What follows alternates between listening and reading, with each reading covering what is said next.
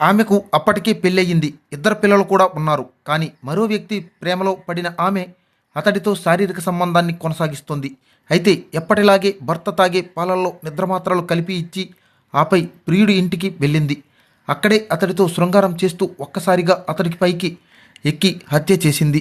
ఓ చేత్తో నోరు మూసి మరో చేత్తో గొంతు పిసికి మరీ చంపేసింది. ఈ కేసుకు సంబంధించిన పూర్తి వివరాలు ఇప్పుడు మీకోసం పరిశీలిస్తే రోజురోజుకు మానవ సంబంధాలు మంటగలిసిపోతున్నాయి. 5 నిమిషాల పడక సుఖం కోసం అనేక మంది అమ్మాయిలు అబ్బాయిలు వివేహేతర సంబంధాలు కొనసాగిస్తున్నారు. తమ జీవితాలను తామే చేతులారా నాశనం చేసుకుంటూ అక్రమ సంబంధాలకు అడ్డొస్తున్నారని అయిన వాళ్ళని కూడా చంపేస్తున్నారు. అయితే తాజాగా ఇలాంటి ఘటనే చోటు చేసుకుంది యూపీలో. అప్పటికే పెళ్లి 2 పిల్లలు ఉన్న ఓ మహిళ మరో వ్యక్తితో ప్రేమలో పడింది. చాలా రోజులుగా అతడితో వివేహేతర సంబంధం కొనసాగిస్తోంది. అయితే ఎప్పటిలాగే తన భర్త తాగే పాలల్లో నిద్రమాత్రలు కలిపి అతడు స్పృహ తప్పగానే పక్కనే ఉన్న ప్రియుడి ఇంటికి వెళ్ళింది. హాయిగా అతడితో కలిసి శృంగారంలో పాల్గొంది.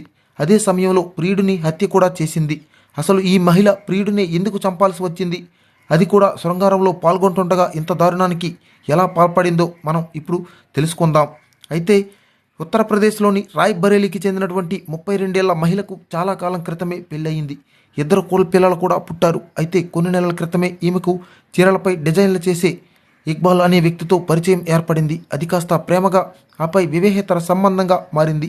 రోజు ఫోన్లు మాట్లాడుకుంటూ అప్పుడప్పుడు తమ ఇంట్లోనే కలుస్తూ ఎంజాయ్ చేసేవాళ్ళు.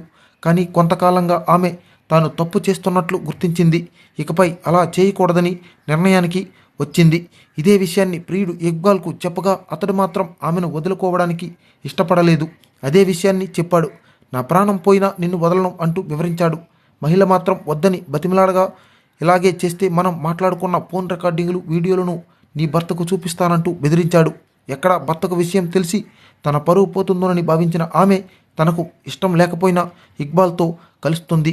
అయితే ఎప్పటికే ఇటీవలే ఇక్బాల్ తన భార్య పిల్లలను పుట్టింటికి పంపించి ఎప్పటిలాగే నిద్రమాత్రలు తీసుకొని వచ్చాడు. ప్రేయస్కి ఇస్తూ నీ భర్తకి తాగించి ఇంటికి రమ్మని చెప్పాడు. ఆమె కూడా చేసేదేమీ లేక ఎప్పటిలాగే భర్త తాగే పాలల్లో నిద్రమాత్రలు కలిపి ఇచ్చింది. ఆపై అతడు స్పృహ తప్పగానే పక్కనే ఉన్న ప్రియుడి ఇంటికి వెళ్ళింది. అయితే అప్పటికే మనసులో ఇక్బాల్తో బంధాన్ని ఎలాగైనా ముగించాలని, అందుకోసం అతడిని చంపడమో తాను చావడమో చేయడానికైనా వెనకాడకూడదని నిర్ణయించుకుంది. తన మనసులో ఈ ఆలోచనలు సాగుతుండగానే అవేమీ తెలియని ఇక్బాల్ ఆమెతో శృంగారంలో పాల్గొన్నాడు. అయితే అప్పుడే అతడు కింద ఉండగా పైకి ఎక్కి మరీ అతడి చేతులను కాళ్ళతో అదిమి పట్టుకుంది. ఆపై ఓ చేత్తో నోరు మూసి మరో చేత్తో గొంతు పిసికి చంపేసింది. ఆపై ఏమీ తెలియనట్లుగా తన ఇంటికి వెళ్ళిపోయింది. అయితే ఇక్బాల్ మృతిని గుర్తించిన స్థానికులు పోలీసులకు సమాచారం అందించగా కేసు నమోదు చేసుకొని దర్యాప్తు ప్రారంభించారు. ఈ క్రమంలోనే Iqbal phone call list, CCTV ఫుటేజీలో మహిళ ఇంటికి రావడం గుర్తించి ఆమెను అదుపులోకి తీసుకున్నారు. ముందుగా మహిళ బుకాయించిన తర్వాత అసలు విషయాన్ని వెలుగులోకి తెచ్చింది.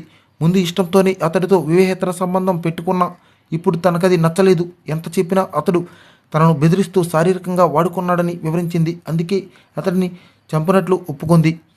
ఇలా అయితే ఇంత ఘోరమైన దేశంలో ఘటనలు జరుగుతున్నాయి. దీనిపై మీ కామెంట్ రూపంలో తెలియజేయండి.